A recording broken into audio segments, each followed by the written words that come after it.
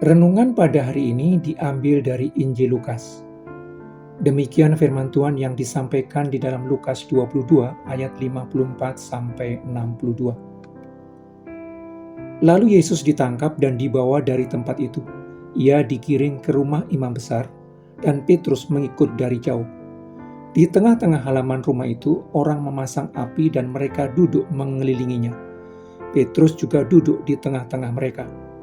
Seorang hamba perempuan melihat dia duduk dekat api, ia mengamat-amatinya, lalu berkata, juga orang ini bersama-sama dengan dia. Tetapi Petrus menyangkal, katanya, bukan, aku tidak kenal dia. Tidak berapa lama kemudian, seorang lain melihat dia, lalu berkata, engkau juga seorang dari mereka. Tetapi Petrus berkata, bukan, aku tidak. Dan kira-kira sejam kemudian, seorang lain berkata dengan tegas, sungguh orang ini juga bersama-sama dengan dia, sebab ia juga orang Galilea. Tetapi Petrus berkata, bukan, aku tidak tahu apa yang engkau katakan. Seketika itu juga sementara ia berkata, berkokoklah ayam. Lalu berpalinglah Tuhan memandang Petrus, maka teringatlah Petrus bahwa Tuhan telah berkata kepadanya, sebelum ayam berkokok pada hari ini, engkau telah 3 kali menyangkal aku. Lalu ia pergi keluar dan menangis dengan sedihnya.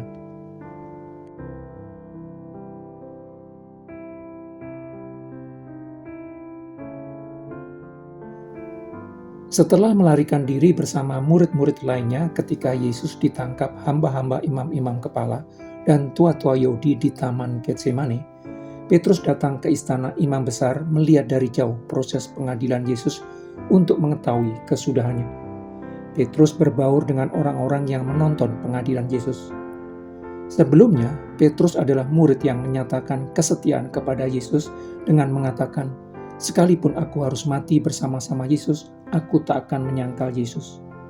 Tetapi ketika Yesus ditangkap oleh hamba imam-imam kepala dan tua-tua bangsa Yahudi, diadili dan masuk ke dalam situasi sangat sulit, Petrus hanya melihat dari jauh tanpa berbuat apapun.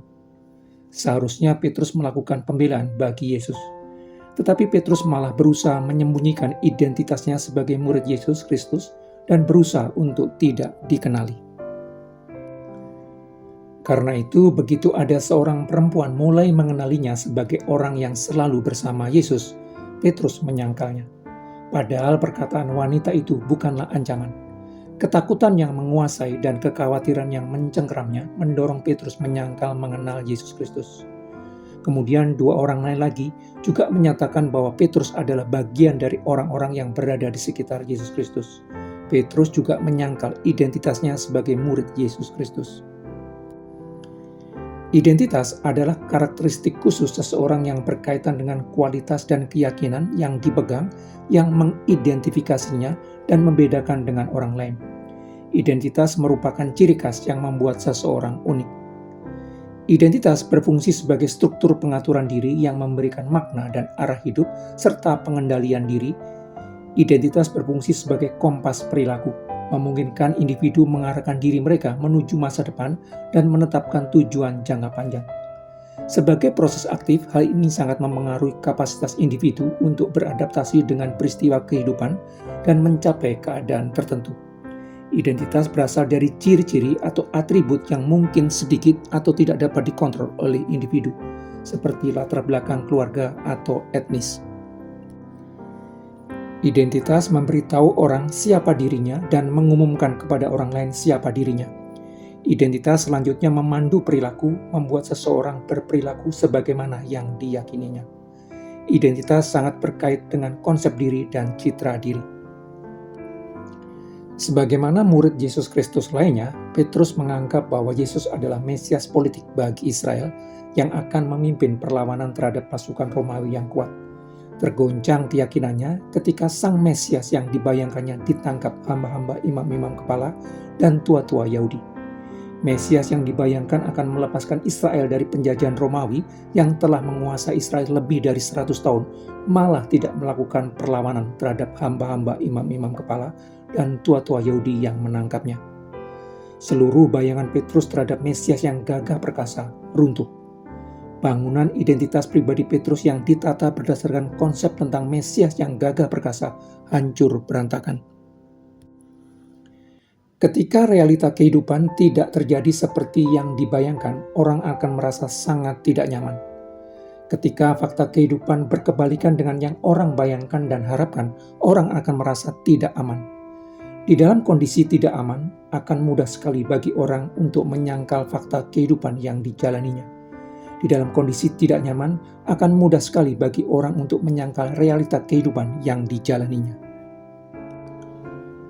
Ketika fakta kehidupan tidak sesuai dengan yang dibayangkan dan diharapkan, orang akan segera menjaga jarak untuk menilai ulang apa yang dibayangkan dan diharapkannya sebelumnya. Yesus Kristus tidak mencegah berbagai peristiwa menyedihkan dialami murid-muridnya, termasuk Petrus, walau dia sudah tahu sebelumnya. Walaupun tidak mencegah berbagai peristiwa menakutkan dialami Petrus, Yesus berdoa supaya imannya jangan gugur. Peringatan Yesus Kristus kepada Petrus yang sebelumnya telah mengikrarkan kesetiaan sampai mati kepada Yesus dan tidak akan menyangkal Yesus, tetapi malah akan menyangkal Yesus 3 kali dalam satu hari, dan doa Yesus baginya menunjukkan kesabaran Yesus Kristus. Kesabaran merupakan kemauan untuk menerima kelemahan dan kesalahan orang lain dengan segala konsekuensi yang menyertainya. Di dalam kesabaran terdapat kesadaran terhadap kelemahan orang lain yang begitu lama hidup di dalam dunia yang dikuasai dosa. Kesadaran bahwa orang begitu lama menggunakan pola hidup yang dipandu kuasa kegelapan. Karena itu perlu waktu lama untuk mengubah cara pandang dan cara hidupnya. Berbagai peristiwa yang tidak sesuai bayangan Petrus dibiarkan Yesus terjadi kepada Petrus untuk mengkoreksi pemahamannya yang salah tentang Mesias yang dijanjikan Tuhan. Pemahaman Petrus yang telah dikoreksi tentang Mesias yang dijanjikan membawanya kepada tugas berikutnya, menguatkan saudara-saudara seimannya. Sebagaimana Yesus Kristus telah bersabar atas ketidakkonsistenan keyakinan Petrus, Yesus Kristus juga telah bersabar atas ketidakkonsistenan keyakinan kita dan mendoakan kita supaya iman kita tidak runtuh. Kita juga harus bersabar terhadap ketidakkonsistenan keyakinan orang-orang yang mengaku sebagai orang percaya di sekitar kita dan mendoakan supaya iman mereka tidak runtuh. Menjadi tugas kita berikutnya menguatkan iman mereka.